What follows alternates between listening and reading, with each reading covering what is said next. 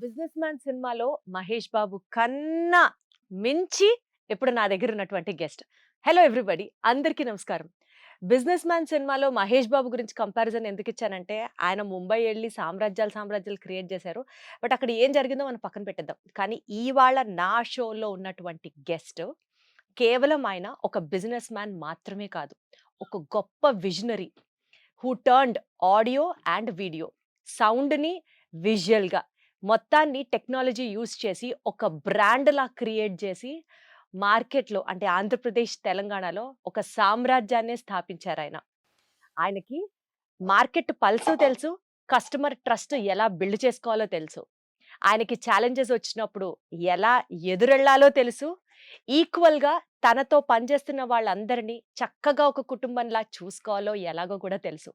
అన్ని characteristics and అన్ని qualifications ఉన్నటువంటి the one and only business man is our guest of our show today. And I take the ప్రైడ్‌గా, గర్వంగా ఎందుకు చెప్తున్నానంటే ఆయన మా బెజవాడాయన కాబట్టి. Ladies and gentlemen, let me introduce you.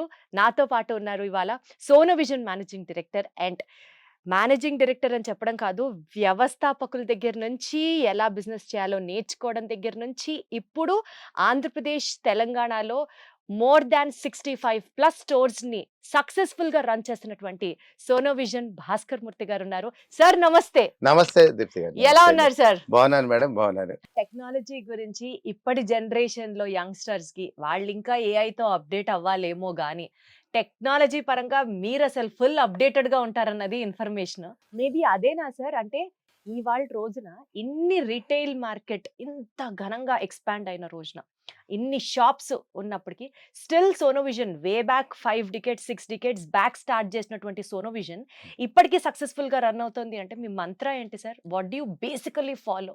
Sonovision 1969లో మా నాన్నగారు జనార్దన్ మూర్తి గారు స్థాపించారండి. ఆయన చాలా టెక్నికల్ మ్యాన్. ఆయన all India institute of medical సైన్స్లో చీఫ్ స్టాటిస్టిషియన్గా పనిచేశారు. Educated person. ఈ రోజు కూడా ఆయన 88 ఇయర్స్లో ఫిజికల్గా చాలా యాక్టివ్గా ఉంటారు. సూపర్. డైలీ స్విమ్మింగ్ చేస్తారు. 80 ఇయర్స్ ఆఫ్ ఏజ్ లో స్విమ్మింగ్ చేస్తారు. 88 ఇయర్స్లో 88. మన రివర్ క్రాసింగ్లో కూడా ఆయన ఏజ్ గ్రూప్లో ఆయన ఫస్ట్ సాధించారు. అంతేకాకుండా ఆయన ఈ ఏజ్లో కూడా ఆయన టెక్నాలజీ అప్డేట్గా ఉంటారు. సాఫ్ట్వేర్లో లైనక్స్ ఇంట్రడ్యూస్ చేయటం, తర్వాత మొబైల్ ఫోన్స్లో కొత్త యాప్స్ యూసేజెస్, మా టీంని ఎడ్యుకేట్ చేయటం, ఇలాంటివన్నీ వాటిలో ఇన్వాల్వ్ అవుతుంటారు. మా నాన్నగారు సోనోని స్థాపించినప్పటి నుంచి కూడా అంటే టెక్నాలజీకి, సర్వీస్కి ఎక్కువ ఇంపార్టెన్స్ ఇచ్చేవాళ్ళం. అలాగే ఇప్పుడు మేము నేర్చుకున్న టెక్నాలజీ అంతా మోస్ట్లీ ఏంటంటే మా కంపెనీల ద్వారా మేము నేర్చుకుంటాం. అంటే మా company LG, Samsung, iPhone, HP, Dell ఇలాంటి కంపెనీ వాళ్ళు మాకు వాళ్ళు అమ్మే ప్రొడక్ట్స్లో ఉన్న టెక్నాలజీ మాకు నేర్పుతారు. దాన్ని మేము సరిగ్గా నేర్చుకుని అది మేము కొనుగోలుదారులకి పాస్ ఆన్ చేస్తాం. ఎగ్జాంపుల్ చెప్పాలంటే రోజు రాత్రి 10కి ఏసీ ఆన్ చేస్తాను. ఒక గంట సేపు 22 డిగ్రీస్లోంచి తర్వాత 26 డిగ్రీస్ మారుస్తాను. ఆ ఏసీ ఏం చేస్తుందంటే ఆర్టిఫిషియల్ ఇంటెలిజెన్స్ ద్వారా నెల రోజులు నా హ్యాబిట్ని స్టడీ చేస్తుంది. ప్యాటర్న్ స్టడీ చేసి 31వ రోజున నేను మార్చుకుంటే తనే ఏసీనే ఆర్టిఫిషియల్ ఇంటెలిజెన్స్తో గంట సేపు 22 డిగ్రీస్తో రన్ చేయటం. ఆ తర్వాత 26 అవన్నీ ఆర్టిఫిషియల్ ఇంటెలిజెన్స్. ఇవన్నీ కూడా ఏంటంటే మేము కాలేజీకి వెళ్ళి చదువుకునే కాదు, మా కంపెనీ వాళ్ళు ఆ ప్రోడక్ట్స్ వాటి వల్ల ఉన్న టెక్నాలజీ వాళ్ళు నేర్పడం వలన తెలుసుకొని నాకు నేర్చుకున్నారు. అర్థమయ్యేది కాదు సార్. అంటే ఒక షాప్ రన్ చేస్తున్నారు, బిజినెస్ చేస్తున్నారు, వీళ్ళెందుకు టెక్నాలజీతో అప్గ్రేడ్ అవ్వాలా అని మనసులో ఉండింది. బట్ ఇప్పుడు నాకు ఆ డౌట్ క్లారిఫై అయింది. ఎందుకంటే ఆ కంపెనీలో వచ్చేటటువంటి ఆ ఎలక్ట్రానిక్ ఐటమ్ ఎలా పనిచేస్తుందో కస్టమర్ కి Yes, చెప్పాలంటే yes, మీరు కూడా నేర్చుకొని ఉండాలి. అవునండి, అవునండి. ఆ లెక్కన మీరు మొత్తం అంతా టెక్నాలజికల్ అప్లయన్సెస్ అన్నిటి మీద మంచి గ్రిప్ ఉండాలి కదా సార్ మీకు. అది డౌట్ రావచ్చు, మీ దగ్గర కొనే వాళ్ళకి ఇంట్లో గబుక్కున పని చేయకపోవచ్చు, టక్కున మీరు రెస్క్యూకి కూడా వెళ్ళాలి కదా. అవునండి, అవును. నాకు కొంతవరకే తెలుసు. మా సేల్స్ టీమ్ కానీ, సర్వీస్ టీమ్ వాళ్ళకి వాళ్ళు పూర్తిగా అప్డేట్గా ఉంటారు. నైస్. మూర్తి గారు, అసలు బేసికల్ గా సోనోవిజన్ స్టార్ట్ చేసినప్పటి నుంచి టర్నింగ్ పాయింట్ ఎప్పుడు జరిగింది? ఏమైంది మీ ఎక్స్పీరియన్స్ లో? What is the biggest turning point for Sonovision? యాక్చువల్గా మేడం సోనోవిజన్ పెట్టడం 1969లో పెట్టడమే టర్నింగ్ పాయింట్. మా ఫాదర్ స్టార్ట్ చేయటం. తర్వాత నేను ఇంజనీరింగ్ చదివి 84లో పూర్తిగా బిజినెస్లో జాయిన్ అయినాక 83 నుంచి ఫుల్ టైం బిజినెస్తో అప్పుడు ఒక స్టోర్ నుంచి ఇప్పుడు 85 స్టోర్స్కి ఎక్స్పాండ్ చేసి ఇప్పుడు 85 సార్? 85 స్టోర్స్. Subject correction. ఇందాక నేను చెప్పినప్పుడు ఇంట్రొడక్షన్ లో 65+ స్టోర్స్ అని చెప్పాను. 1 ఇయర్ బ్యాక్ పరిస్థితి అది. ఇప్పుడు 85+. ఇంకొక 14 స్టోర్స్ కన్స్ట్రక్షన్ లో ఉన్నాయి. నెక్స్ట్ సార్ 5-6 నెక్స్ట్ months లో ఇంటర్వ్యూ చేసినప్పుడు మిమ్మల్ని 100 స్టోర్స్ అధినేత అని ఇంట్రొడ్యూస్ చేయాలి. Thank you madam, thank you so much, thank you. దాని సార్ సారీ ఇన్నిసార్లు ఇంటరప్ట్ చేస్తున్నా మిమ్మల్ని, చెప్పండి. బిజినెస్ లో అది నేను స్టార్ట్ చేసి దాన్ని కంటిన్యూ చేయటం తప్ప నాకంటూ ప్రత్యేకంగా టర్నింగ్ పాయింట్ అనేది ఏమి లేదు. నా టర్నింగ్ పాయింట్ ఏంటంటే, నేను బిజినెస్లోకి వచ్చినాక what I have decided is మనం మన స్టేట్లో బిజినెస్ క్రియేట్ చేయాలి, మన స్టేట్లో జాబ్స్ క్రియేట్ చేయాలి. ఈ దీంట్లో ఉన్న టాప్ పొజిషన్స్లో మన ప్రాంతం వాళ్ళు ఉండాలి. స్టార్ట్ చేయడమే టర్నింగ్ పాయింట్. సార్ ఇప్పుడు యూజువల్ గా బిజినెస్ చేసే వాళ్ళకి ఒక చోట నుంచి ఐటమ్ తెస్తారు, ఇక్కడ దాన్ని సేల్ చేస్తారు. బేసిక్ క్వశ్చన్ అడుగుతున్నాను సార్. మీరు కూడా అలాగే వ్యాపారం చేశారు. ఇంకా అందులో కొత్తదనం ఎలా తెలుసుకోవాలి సార్? అంటే ఎవరు చెయ్యంది మనం చేస్తే స్టాండ్ అవుతాం బిజినెస్ లో అంటారు. బిజినెస్ అందరికి ఉపయోగపడే ఐటమ్స్ తో గనక చేస్తే ఇంకా లాభం వస్తుంది అంటారు. సో ఇలాంటి కొన్ని ట్రేట్స్ మాట్లాడతారు కదా సార్. మరి చాలా మంది ఇదే బిజినెస్ చేస్తారుగా, మీ మార్క్ ఏంటి? సోనో విజన్ మార్క్ ఏంటి? మా మార్క్ ఏంటంటే అండి, మా ఫాదర్ మాకు నేర్పింది ఏంటంటే, ₹1 ఎక్కువ కొను, ₹1 తక్కువ కమ్ము అని. అంటే ఏంటంటే, ₹1 ఎక్కువ కొంటాం అంటే అందరూ కొనే దానికన్నా మంచి క్వాలిటీ ప్రోడక్ట్ కొను. 1980లో కూడా అందరూ సీలింగ్ ఫ్యాన్స్ అందరూ సింగిల్ బాల్ బేరింగ్ మోడల్ కొంటే డబుల్ బాల్ బేరింగ్ మోడల్ కొని, అంటే మిగతా ప్రోడక్ట్ కన్నా కొంచెం కాస్ట్లీ ప్రోడక్ట్ కొంచెం ఎక్కువ రేట్ పెట్టుకునేవారు. అలాగే అమ్మేటప్పుడు ఫ్యాన్ అందరూ ₹800 అమ్మితే ఆయన ₹785 అమ్మేవారు. దానివల్ల ఎక్కువ టర్న్ ఓవర్ ద్వారా ఎక్కువ ప్రాఫిట్ జనరేట్ అవుతుంది. మరి ఆ థియరీని ఇప్పటికీ ఇప్పటికీ అదే ఫాలో అవుతున్నాము. ఇప్పుడు కూడా మేము కొనే ప్రోడక్ట్స్ లో ఎయిర్ కండిషనర్ ఉందనుకోండి, 4-way స్వింగ్ ఉన్నది తప్ప 2-way స్వింగ్ ఉన్నది కొనం. అలాగే ఈఎస్ఆర్ రేషియో ఎక్కువ ఉన్నది తప్ప కొనం. అలాగే ఎల్ఈడీస్ లో కూడాను మేము ఎక్కువగా QLEDలు అమ్ముతాం తప్ప FHDలు అమ్మం. UHD తక్కువ. అలాగా బెటర్ క్వాలిటీ ప్రోడక్ట్ అని ట్రై చేస్తాము. తర్వాత అమ్మేటప్పుడు తక్కువ మార్జిన్తో అమ్మి ఎక్కువ టర్న్ ఓవర్ చేసి తద్వారా ఎక్కువ బిజినెస్ చేస్తూ ఉంటాను. మీరు అంటే మీ గత ఇంటర్వ్యూస్ అవి ఫాలో అయినప్పుడు మీ గురించి తెలుసుకున్నప్పుడు, చిన్నప్పటి నుంచి స్కూల్కి వెళ్ళే రోజుల నుంచి మీరు కొద్దో గొప్ప బిజినెస్ పట్ల ఆసక్తి చూపించారు, చేశారు బిజినెస్ కూడా. మీ నాన్నగారు చాలా సంవత్సరాల వరకు కూడా ఆయన కూడా షాప్ రెస్పాన్సిబిలిటీస్ అన్ని నిర్వహించారు అని చెప్పారు. చిన్నప్పటి నుంచి మీరు బిజినెస్ లో ఉండడం, అదే టీం వాళ్ళని చూస్తూ ఉండడం, తర్వాత మాక్సిమమ్ మీ నాన్నగారు ఇన్ఫ్లుయెన్స్ ఉండడం, అది ఎట్లా అయిపోయింది సార్? బొమ్మరిల్లు సినిమాలో ప్రకాష్ రాజ్ గారు లాగా నాన్నగారు చెప్పారు నేను చేస్తాను, నాన్నగారు ఇష్టం నేను చేస్తాను, అలాగే ఉండేదా? లేకపోతే మీకు ఫ్రీడమ్ ఇచ్చినప్పుడు వెన్ వాజ్ దట్ మూమెంట్, మీ మార్క్, మీ స్టాండ్, భాస్కర్ మూర్తి గారు ఇట్లా బిజినెస్ చేస్తారు అని పేరు తెచ్చుకున్న సందర్భం ఏముంది? నేను బిజినెస్ ఫుల్ ఫ్లెడ్జ్డ్ గా ఎంటర్ అయిన ఒక సంవత్సరానికే, అంటే 1986కే నాన్నగారు పూర్తిగా నాకు డెసిషన్ మేకింగ్ అంతా నా మీద వదిలేయటం వలన మొదట్లో చాలా తప్పులు చేసి నష్టపడినా కానీ. ఏంటి సార్, ఏం తప్పులు చేశారు? ఎంత నష్టపోయారు చెప్పండి సార్. కొన్ని ప్రోడక్ట్స్ ఫాస్ట్ గా సేల్ అయిన ప్రోడక్ట్స్ డిస్ట్రిబ్యూషన్ తీసుకుని కొంత నష్టపోయాము. అలాగే కొన్ని ప్రాపర్టీస్ రాంగ్ ఇన్వెస్ట్మెంట్స్ చేసి, షోరూమ్ ఇన్వెస్ట్మెంట్స్, అలాంటి తప్ప. గారు అడగచ్చా ఎన్ని కోట్లు నష్టపోయారో? అంటే అప్పట్లో ఎంత అండి, 10-12 లక్షలు అలాగా. అంటే అది 85, అంటే 40 సంవత్సరాల క్రితం. 40 సంవత్సరాల క్రితం 12 లక్షలు అంటే సార్ అది ఇవాళ రోజులో బోల్డ్ అని కోట్లే కదా లెక్క. సో అంత నష్టపోయినప్పుడు అప్పుడు ఏం జరిగింది? ఏమైనా అన్నారా నాన్నగారు? లేదు, ఏమనలేదు, తనే నేర్చుకుంటాడని వదిలేశారు. సో నెమ్మదిగా డెవలప్ అయ్యాను అలాగా. అంటే మీకు కూడా అప్స్ అండ్ డౌన్స్ ఉన్నాయి మీరు బిజినెస్ లోకి వచ్చాక? బాగా మేజర్ కాదు, ఉన్నాయి అప్స్ అండ్ డౌన్స్, కంటిన్యూస్ గా ఉన్నాయి, ఇప్పుడు కూడా ఉంటానే ఉంటాయి. ఇప్పటికే ఉంటాయి సార్ ఛాలెంజెస్? ఇప్పటికి ఛాలెంజెస్ అంటే మేము కొత్త ప్లేస్ లోకి, కొత్త ప్రాంతంలోకి, తెలంగాణలోకి, హైదరాబాద్ సిటీలో షోరూమ్స్ పెట్టినప్పుడు అక్కడ ఖర్చులు ఎక్కువయ్యి దానికి తగినంత బిజినెస్ రాక కొంత నష్టపోవటం, దానికి ఇంకా మేము మమ్మల్ని డెవలప్ చేసుకుని, మా టీం డెవలప్ చేసుకుని వాటిని మళ్ళీ టర్న్ అరౌండ్ చేయడానికి వర్క్ చేయటం, ఇలాంటి అప్స్ అండ్ డౌన్స్ ఉంటాయి. సార్ అప్పుడు యూజువల్ గా మీకు ఏదన్నా అనుకూలంగా పరిస్థితి రాలేదు అనుకుందాం, సహజంగా sir ups and downs, highs and lows are common part of life. మీకు కూడా ఏదన్నా ఒక నెగటివ్ ఇన్సిడెంట్ జరిగింది, లేదా ఒక లాస్ వచ్చింది, లేదా అసలు సరిగ్గా అనుకున్న రేంజ్ లో పనులు జరగట్లేదు, మీకు మీరు ఎలా బూస్ట్ చేసుకుంటారు సార్? ఎలా మోటివేట్ అవుతారు? మీ అందరూ ఎలాగో చేస్తారు అంతే. కాదు సార్, కొంతమందికి దేవుడిని ఎక్కువ నమ్ముతారు. సో నేను దేవుడిని నమ్ముతాను, నిజమే. దేవుడి ద్వారా నేను చాలా స్ట్రెంగ్త్ పొందుతాను. నేను యాక్చువల్ గా మా ఫాదర్ నాస్తికులు, మా ఇంట్లో పూజలు అవి లేవు 2005 సంవత్సరాలు.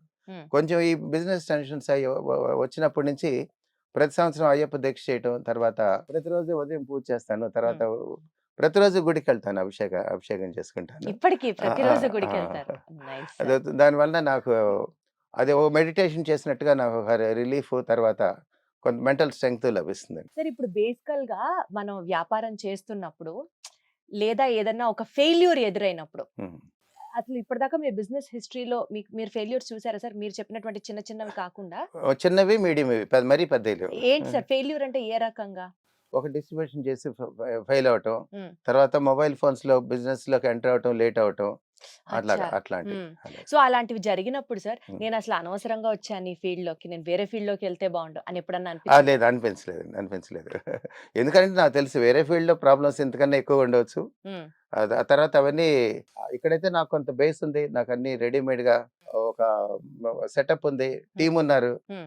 నా ప్రాబ్లమ్స్ కష్టాలు పంచుకోవడానికి టీం ఉన్నారు ఇక్కడ. ఉమ్. అక్కడంతా కొత్త వాళ్ళు కదా వాళ్ళు, అక్కడ బయట వాళ్ళు నేను మొత్తం బయటకు వెళ్తే నేను వేరే ఇంకో ప్రొఫెషన్లోకి వెళ్ళాను అనుకోండి, సపోజ్ రిటైలింగ్ కాకుండా ఏదో కన్స్ట్రక్షన్ లేకపోతే ఏదో రియల్ ఎస్టేట్ దేనికో వెళ్ళాలి అనుకోండి, అక్కడంతా కొత్త వాళ్ళు, నాకు టీం ఉండరు. ఉమ్. అక్కడ ఏ బాధ ఏ ప్రాబ్లమ్స్ అని నేను ఒంటరిగా ఫేస్ చేయాలి. మా ఫాదర్ ఇచ్చిన సెటప్ ఉంది, 30 సంవత్సరాల నుంచి నాతో ఉన్న టీం ఉన్నారు. సార్ టీమ్ అని ఇన్నిసార్లు మీరు ప్రస్తావిస్తున్నారు కాబట్టి ఈ పాయింట్ అడగాలి సార్. బేసికల్ గా ఆడియన్స్ కి నేను చెప్తున్నాను, సోనో విజన్ కంపెనీలో ఆంధ్ర తెలంగాణ కలుపుకొని మాట్లాడితే దగ్గర దగ్గర ఈజీగా ఒక 2000 మంది అప్రాక్సిమేట్ గా వర్క్ చేస్తారు అని అనుకుంటే, సార్ తో కలిసి ఒక 30 సంవత్సరాల నుంచి కలిసి ట్రావెల్ చేసిన మంది కొన్ని వందల మంది ఉన్నారు. 20 సంవత్సరాల నుంచి కలిసి ట్రావెల్ చేసిన వాళ్ళు ఇంకొక 100 మంది ఉన్నారు.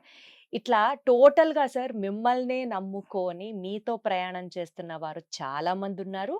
మీరు కూడా రెసిప్రొకేటివ్ గా టీమ్ ని చాలా బాగా చూసుకుంటారు అని అయితే మాకు తెలుసు, మాకు వచ్చిన ఇన్ఫర్మేషన్. థ్యాంక్స్. ఈ నేపథ్యంలో సార్ కొంచెం అప్పుడప్పుడు సార్కి కోపం కూడా ఎక్కువే అంట. సార్ మీరు చాలా కోపం వచ్చేస్తుంటుంది, షార్ట్ టెంపర్ లో వస్తుంది అని విన్నాను. నాట్ లైక్ అదర్వైజ్ వర్క్ పరంగా ఆ కోపం ఎప్పుడెప్పుడు వస్తుంది సార్? ఆ టీమ్ ని ఎలా హ్యాండిల్ చేస్తారు? అంటే మీరు ఒక స్ట్రిక్ట్ ఎండీనా లేకపోతే మెంటర్ గా చూస్తారా? ఎట్లా ఉంటుంది మీ రిలేషన్ వర్కర్స్ తో? మొదటిగా అంటే 30 ఇయర్స్ నుంచి నాతో ఉన్న టీం మెంబర్స్ 26 మంది ఉన్నారు 30 ఇయర్స్ నుంచి. తర్వాత 20 ఏళ్ళు పైన ఉన్న వాళ్ళు 165 మంది ఉన్నారు. మిగతా వాళ్ళు 10 ఏళ్ళు దాటిన వాళ్ళు అలాగా. తర్వాత కొంచెం షార్ట్ టెంపర్ అనేది, షార్ట్ టెంపర్ ఉన్నమాట నిజమేను, నన్ను ఎలాగో భరించారు, అరవటం అదంతాను. కాకపోతే వాళ్ళు షార్ట్ టెంపర్ ఉన్నమాట కానీ ఇప్పుడు వయసుతో ఇప్పుడు నేను తగ్గించేసుకున్నాను. ఇప్పుడు కొంచెం రిలీఫ్ ఫీల్ అవుతున్నారు వాళ్ళు. రెండోది ఏంటంటే షార్ట్ టెంపర్ ఉండటం, అరవటం. కాకపోతే వాళ్ళు మీకు ఏదో పని అనుకున్న రకంగా జరగనప్పుడు షార్ట్ టెంపర్ కొంచెం తొందరగా అది. కానీ ఒకటి అందరూ నన్ను అప్రిషియేట్ చేసే ఏంటంటే, ఎంత షార్ట్ టెంపర్ లో కూడా ఒక బ్యాడ్ వర్డ్ రాదు. షౌటింగ్ అన్ని ఏదైనా ఉండొచ్చు కానీ సరే బ్యాడ్ సార్, వర్డ్ మీరు రాదు. చూస్తే మిమ్మల్ని చూస్తే అసలు మనిషి అంటేనే మంచోడ్రా డైలాగ్ ఉంటుంది చూడండి సార్ ప్రకాష్ రాజ్ గారిది. అంత ఏం లేదమ్మా, సిరిమల్ల అది వాకిట్లో అంత ఏం సీతమ్మ లేదమ్మా, వాకిట్లో సిరిమల్ల చెట్టు. మీ ముందు అలా ప్రిటెండ్ చేస్తుంది అంతే.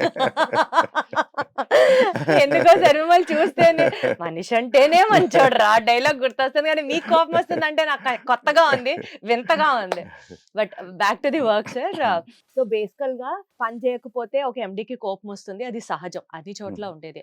బట్ మీ దగ్గర వర్క్ చేసే వాళ్ళ అందరి పేర్లు, వాళ్ళ బాగోలు, వాళ్ళ పిల్లలు ఏం చదువుతున్నారు, మీరు ఇల్లు కట్టుకున్నారా లేదా, మీ పిల్లలకి సీట్ వచ్చిందా లేదా, ఇట్లా పర్సనల్ ఇంటరాక్షన్ ఎట్లా పాసిబుల్ సార్ మీకు?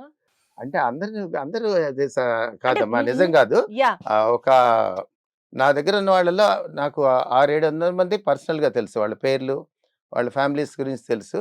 బాగా క్లోజ్ గా తెలిసిన వాళ్ళు ఒక 100-120 మంది అయితే కనుక వాళ్ళ ఫ్యామిలీస్ అవన్నీ. తర్వాత ఏమో ఈ 120 మందికి వాళ్ళు పర్మనెంట్ గా ఫ్యూచర్ వరకు నేనే చూస్తానని వాళ్ళకి కమిట్మెంట్ కూడా ఇచ్చాను. అంటే రిటైర్మెంట్ వరకు, వాళ్ళ చిల్డ్రన్ ఎడ్యుకేషన్ 120 వరకు. మందికి నా క్లోజ్ టీమ్ కి, నా క్లోజ్ టీమ్. సోనో విజన్ ఉద్యోగం తెప్పించండి సార్. అయ్యో తప్పకుండా, మోస్ట్ వెల్కమ్ అండి మాకు.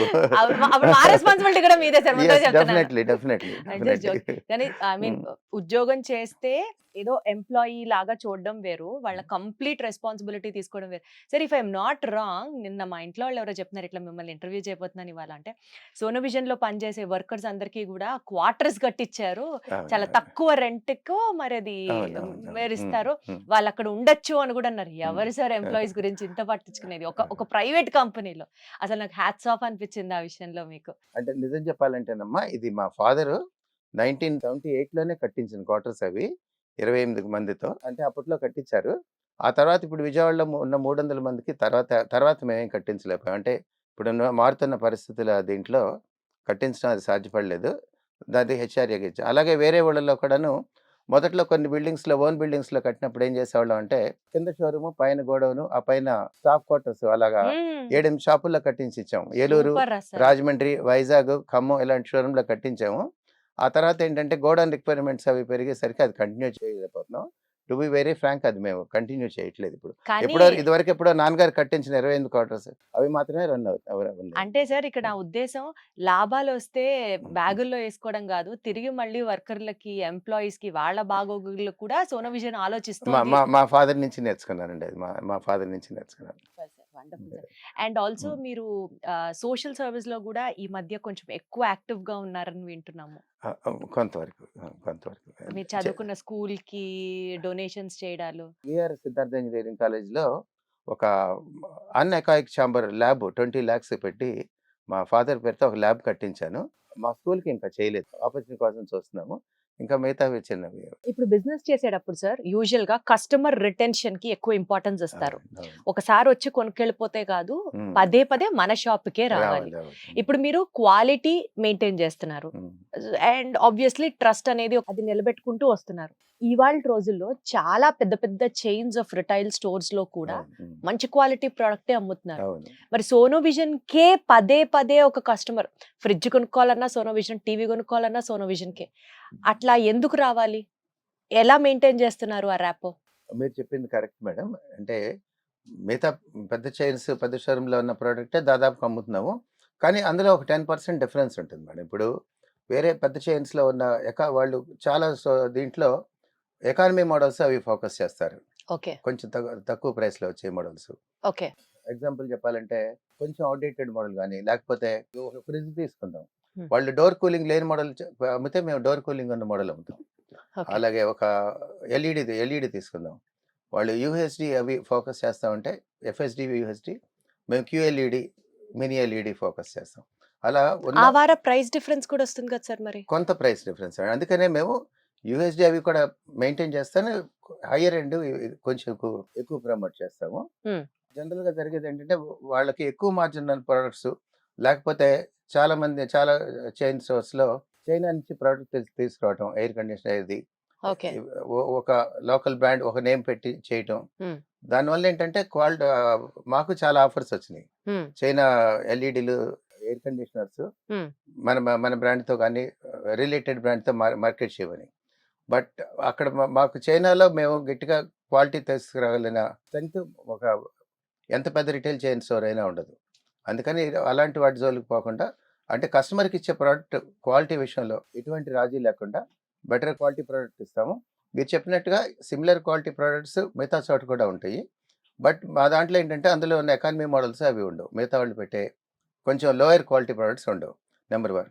నెంబర్ 2, అంతేకాకుండా వాల్యూ ఫర్ మనీ. మిగతా వాళ్ళకన్నా ఇప్పుడు మా అడ్మినిస్ట్రేషన్ కాస్ట్ ఇండియాలో lowest administrator cost Sono vision electronics private limited. అది ఆన్లైన్ లో కనిపిస్తుంది. కంపెనీ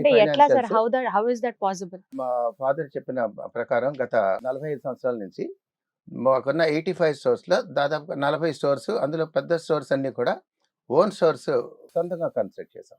అంటే ఒక రోజులో కాదు, సంవత్సరానికి 2 స్టోర్స్, 3 స్టోర్స్, ఒక స్టోర్ చెప్పిన. దానివల్ల ఏంటంటే మా రెంటల్ కాస్ట్ బాగా తక్కువ కంపేర్ టు అదర్స్. అలాగే మా లోన్ టోటల్ దీంట్లో లోన్ కాంపోనెంట్ వెరీ లో. ఇప్పుడు మా అడ్మినిస్ట్రేటివ్ కాస్ట్ అంటే బ్యాంక్ లోన్ కావచ్చు, రెంట్స్ కావచ్చు, ఎలక్ట్రిసిటీ కావచ్చు, ఇవన్నీ కలిపి ఈ కాస్ట్ మా టోటల్ టర్న్ ఓవర్లో 1.85%. అదే మిగతా మా ట్రేడ్లో మిగతా వాళ్ళందరికీ అవి 8%, 9%, 10% కూడా ఉన్నాయి. దానివల్ల ఏంటంటే మాది అంటే ప్రైవేట్ లిమిటెడ్ కంపెనీలు అందరూ ఇవన్నీ కూడాను ఆన్లైన్లో మన ఫైనాన్షియల్స్ అన్ని కనపడిపోతాయి. టోటల్ సేల్ ఎంత, వీళ్ళ అడ్మినిస్ట్రేటివ్ కాస్ట్ ఎంత, గ్రాస్ ప్రాఫిట్, నెట్ ప్రాఫిట్ అందరికీ కనిపిస్తాయి. సో అందరికీ కనపడుతుంది, చూడొచ్చు. మా అడ్మినిస్ట్రేటివ్ కాస్ట్ మా ట్రేడ్లో ఎవరికీ లేనంత తక్కువ. ఓకే. దానివల్ల మేము కొనుగోలుదారులకి బెటర్ ప్రైస్ ఇవ్వగలుగుతాం. సో ఈ 2 పాయింట్స్ కస్టమర్ రిటెన్షన్ కి హెల్ప్ అవుతాయని చెప్తున్నారు. ప్రైస్ ఇవ్వటం ప్లస్ సర్వీస్. మా టీం మాతో ఎప్పటి నుంచో ఉన్న టీము. తర్వాత అంటే ఎట్లా సార్ సర్వీస్ అంటే గ్యారంటీ పీరియడ్ ఉన్నంత కాలం మీరు ఇంటికి వెళ్ళి సర్వీస్ చేసి వస్తారు అట్లా చెప్తున్నారా? అంటే ఎలా అంటే కంపెనీ సర్వీస్ సెంటర్స్ ఉన్నాయి, ఉమ్, ఉన్నా కానీ వాళ్ళతో కోఆర్డినేట్ చేయటం, ఓకే. కస్టమర్ కి ప్రాబ్లం రాకుండా టైంకి రిజాల్వ్ చేయించడం. ఉమ్, చాలా వరకు కంపెనీ సర్వీస్ సెంటర్స్ ఉన్నాయి పెద్ద బ్రాండ్స్ అందరికి, ఎల్జీ, సోనీ అందరికి. అయినా కానీ వాళ్ళతో కోఆర్డినేట్ చేయటం, వాళ్ళతో టైంకి కస్టమర్కి ఇబ్బంది లేకుండా చేయటం, తర్వాత కొనుగోలు చేసేటప్పుడు ఇన్స్టలేషన్స్ కావచ్చు, ఉమ్, తర్వాత క్యాష్ బ్యాక్ లాంటి సర్వీసెస్ కావచ్చు, ఉమ్. ఫైనాన్స్ 0% సర్వీసులు కోఆర్డినేట్ చేయటం, ఇలాంటి సర్వీస్ అన్ని ఇవ్వటం మా టీం అందరూ కూడా చాలా కమిటెడ్గా కష్టపడి పనిచేస్తారు. సార్ మీరు మనీ బ్యాక్ స్కీమ్ లో ఇట్లాంటివి మాట్లాడుతున్నప్పుడు నాకు ఒక పాయింట్ డౌట్ సార్. ఇప్పుడు సంక్రాంతి వచ్చినా ఏదన్నా పండగకి వచ్చినా ఇట్లా ఆఫర్లు పెడతారు చూడండి సార్. రూపాయి కట్టండి ఎల్ఈడి టీవీ ఇంటికి తీసుకెళ్ళండి, రూపాయి కట్టండి ఏసీ తీసుకెళ్ళండి, డౌన్ పేమెంట్ అసలు ఏం అక్కర్లేదు మీరు. అదే అంటే ఆ టర్న్ ఓవర్ పెంచుకోవడానికి ఇట్లాంటి మార్కెటింగ్ టెక్నిక్స్ ఉంటాయా సార్? లేకపోతే బిజినెస్ చేయడానికి అసలు ఈ స్కీమ్స్ ఎట్లా హెల్ప్ అవుతాయి?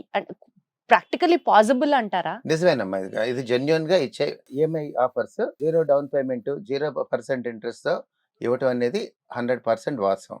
అవి ఎలా చేయగలం అంటే చెప్తున్నాను. మాకు ఈ ఫైనాన్స్ ఇచ్చే కంపెనీలు మేజర్ గా 4 కంపెనీలు: Bajaj finance, IDFC finance, HDB finance, ఇంకా టీవీఎస్ అలాంటివి. వీళ్ళందరూ కూడా ఏంటంటే సొంత కొనుగోలుదారులకి వాళ్ళు 0% ఇస్తారు. ఎందుకనంటే వాళ్ళకి 8 months వాళ్ళు అంటే 12 monthsలో లేకపోతే 4 months కట్టి 8 monthsలో కట్టడం, లేదా 10 monthsలో కట్టడం, అలాగా వాళ్ళకి సుమారుగా 7-8% వాళ్ళకి ఇంట్రెస్ట్ కాస్ట్ అవుతుంది. ఆ ఇంట్రెస్ట్ కాస్ట్ ఏం చేస్తారంటే ఎంబీడీ అని చెప్పి మా మ్యానుఫ్యాక్చరర్స్ ఎల్జీ, సామ్సంగ్, సోనీ వీళ్ళందరూ వాళ్ళ సేల్ డెవలప్మెంట్ కోసం ఎంబీడీ మ్యానుఫ్యాక్చరింగ్ బై డౌన్ని వాళ్ళు సగం కడతారు. మిగతా సగం డీలర్ బై డౌన్ అని చెప్పి డిబిడి, అది మేము ఫైనాన్స్ కంపెనీస్కి డైరెక్ట్గా కడతాం. కట్టడం వలన కొనుగోలుదారులకి ఇంట్రెస్ట్ బర్డెన్ దాదాపు 90% అసలు ₹1 కూడా ఇంట్రెస్ట్ ఉండదు. తర్వాత మీరు క్యాష్ డిస్కౌంట్ క్యాష్ పెట్టి ఏ రేట్ అయితే కొంటారో అదే రేట్ లో 0% అంటే మీకు ఫైనాన్షియర్స్ కి మధ్యలో జరిగిన ట్రాన్సాక్షన్ అవును, అది ఇండైరెక్ట్ గా కొనేవాడికి భారం అవుతుంది ఏదో ఒక నెల అనుకోవడానికి లేదు. ఇది జెన్యూన్ గానే ఇస్తున్నటువంటి ఆఫర్లు. క్యాష్ పెట్టి ఏ రేట్ లో కొంటారో అదే రేట్ కోసం. Okay okay okay, super sir. అంతేకాకుండా ఇప్పుడు క్యాష్ బ్యాక్ ఆఫర్స్ అని ఉన్నాయి. క్యాష్ బ్యాక్ ఆఫర్స్ ఏంటంటే ఇప్పుడు సపోజ్ ₹1,40,000 ఫ్రిడ్జ్ ఉంది అనుకోండి, ఎల్జీ సైడ్ బై సైడ్, అది మేము డిస్కౌంట్ అన్ని పోను మేము 95,000 అమ్ముతాం. వాళ్ళు ఈ ఎల్జీ కంపెనీ వాళ్ళు ఏం చేస్తారంటే HDFC bank, ICICI bank, SBI వీళ్ళతో టైప్ పెట్టుకుంటారు. సో వాళ్ళు ఏం చేస్తారంటే అందులో కొంత ఈ కస్టమర్ ఈఎంఐతో స్వైప్ చేసినప్పుడు ఆ 95,000లో మళ్ళీ 12 ఇంట్రెస్ట్ ఏం పడదు, ఈఎంఐలో కొనుక్కోవచ్చు, మళ్ళీ ఇంకొక 12,000 వెనక్కి వస్తుంది. అవును, క్యాష్ బ్యాక్. అది ఎలా వస్తుందంటే ఆ కంపెనీ వాళ్ళు కొంత బర్డెన్ బేర్ చేస్తారు, కొంత బ్యాంక్ వాళ్ళు వాళ్ళ కార్డ్స్ ఈఎంఐలో వాళ్ళ కార్డ్స్ స్ప్రెడ్ చేయడానికి కొంత బ్యాంక్ వాళ్ళు బేర్ చేస్తారు, మిగతాది కంపెనీ వాళ్ళు బేర్ చేస్తారు. నిజంగా కస్టమర్ కి బెనిఫిటే జరుగుతుంది. కస్టమర్ 100%, కస్టమర్ కి ఇండైరెక్ట్ గా డైరెక్ట్ గా ఎటువంటి బర్డెన్ పడదు. Super sir. సార్ కానీ సార్ ఇప్పుడు రఫ్ గా మాట్లాడుకుందాం సార్, ఒక 60,000 ప్రోడక్ట్ అనుకుందాం సార్, ఏ టీవీయో ఫ్రిడ్జ్ అనుకుందాం సార్, రఫ్ గా 60,000 ఇస్ ది ఎంఆర్పి. అదే ప్రోడక్ట్ ఆన్లైన్ లో చూస్తే 30,000 ఉంటాయి కొన్ని వెబ్సైట్స్ లో, 40,000 ఉంటాయి కొన్ని వెబ్సైట్స్ లో, కొన్ని రిటైల్ అవుట్లెట్స్ లోనే బాగా తగ్గించి ఉంటాయి. అండ్ మనం వెళ్ళి రేట్ కనుక్కొని వచ్చాక సాయంత్రానికి సగానికి సగం ప్రైస్ కి ఆ సేల్స్ ఎగ్జిక్యూటివ్ ఫోన్ చేస్తాడు, ఏమండి మా దగ్గర తగ్గించేస్తున్నాం తీసుకోండి ఆఫర్ అండి.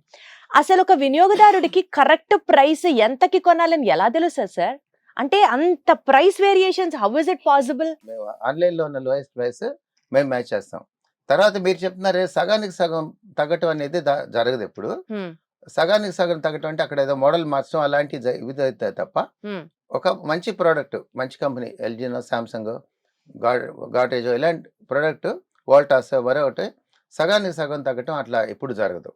తర్వాత కాకపోతే ఆన్లైన్లో ఉన్న లోయెస్ట్ ప్రైస్ కన్నా ఇవాళ మేము సోనా విజన్లో ఒక 1%, 2%, 5% తగ్గించే ఇస్తాం. ఆన్లైన్ కంటే తగ్గించిస్తారా? ఎట్లా సార్? అంటే ఇది ఇండివిజువల్ డెసిషన్ లేకపోతే రిటైల్ అవుట్లెట్స్ మీరు అందరూ ఒక సిండికేట్ లాగా ఇంతకంటే తగ్గకూడదు అని అట్లా ఏమైనా పెట్టుకుంటారా? లేదండి, అలాంటి సిండికేట్ ఏమీ లేదు. అలాంటి సిండికేట్ అలాంటి సిండికేట్లు ఇదివరకు ఏదో ట్రై చేశారు కానీ ఉమ్, నేను ఎప్పుడు దాంట్లో పార్టిసిపేట్ చేయలేదు. ఉమ్, ఎందుకంటే ఆ సిండికేట్లో చేస్తే అల్టిమేట్గా ఏంటి, కొనుగోలుదారులకు ఎక్కువ భారం పడుతుంది. ఉమ్. తర్వాత వాళ్ళకి మన మీద ట్రస్ట్ పోతుంది, సేల్ తగ్గుతుంది. మరి ఇప్పుడు Long term లో ఆన్లైన్ ధర నిలవదు. కంటే 5% మీరు తగ్గించి అమ్మితే ఇప్పుడు ఆన్లైన్ లో అమ్ముతున్నారమ్మా, ఉమ్, వాళ్ళకి కొన్ని ఖర్చులు ఉంటాయి కదా, ఉమ్, షోరూమ్ ఖర్చులు కాకపోయినా కానీ గోడౌన్ ఖర్చులు మరొకటి ఉంటాయి కదా.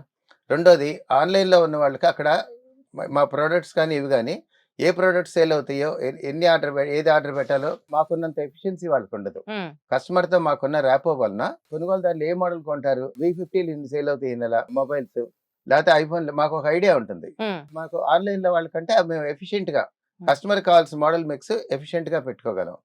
సో వాళ్ళకన్నా మాకు ఇన్వెంటరీ కాస్ట్ తక్కువ అవుతుంది. ఆన్లైన్ వాళ్ళకంటే మాకు షోరూమ్ కాస్ట్ ఎక్కువ ఉండే మాట నిజమే. ఉమ్.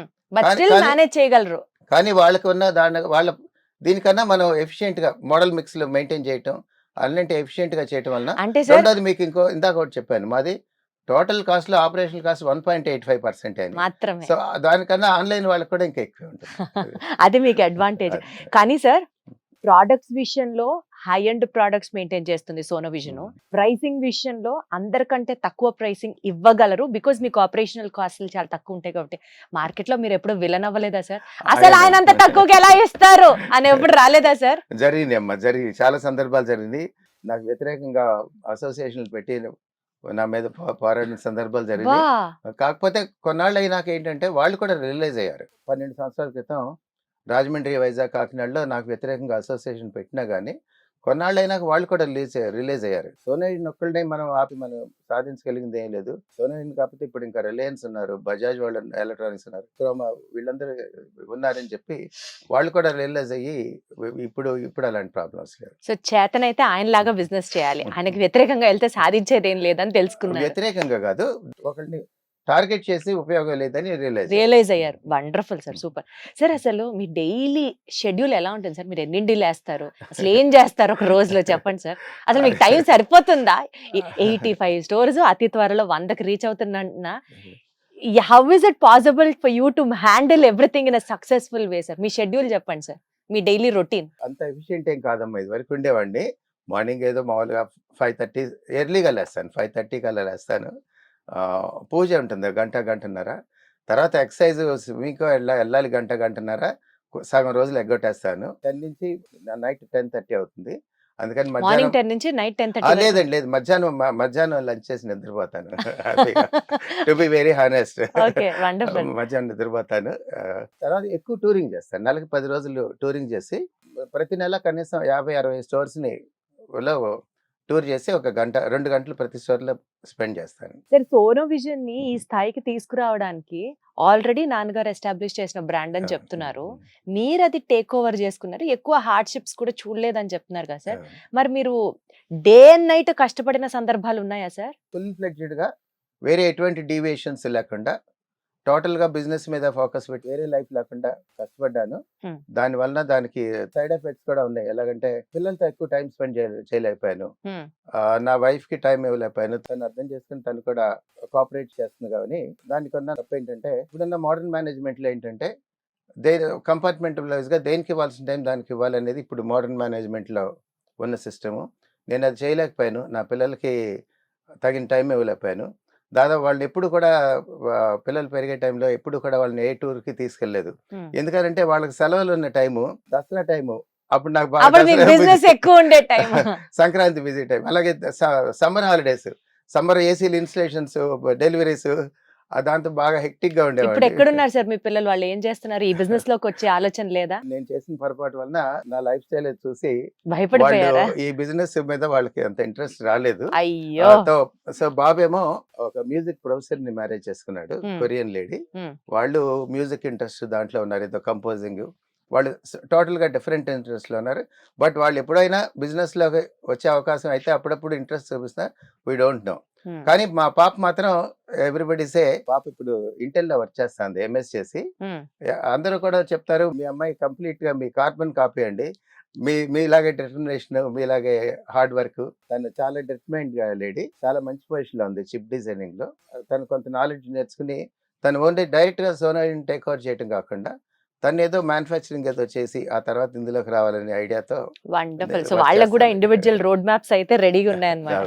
సరే, మనం ఇంటర్వ్యూని కంక్లూడ్ చేసే ముందు టెక్నాలజీకి సంబంధించి మీ నాన్నగారు చూపించినటువంటి ఇంట్రెస్ట్ కావచ్చు, మీరు అండ్ మీ టీమ్ కొత్త కొత్త టెక్నాలజీని నేర్చుకోవడంలో ఉండేటటువంటి ఆ చొరవ కావచ్చు, సోనో విజన్లో టెక్నాలజీ పరంగా ముందుకెళ్ళడానికి రాబోయే ఫ్యూచర్లో మీకు రోడ్ మ్యాప్ ఏంటి సార్?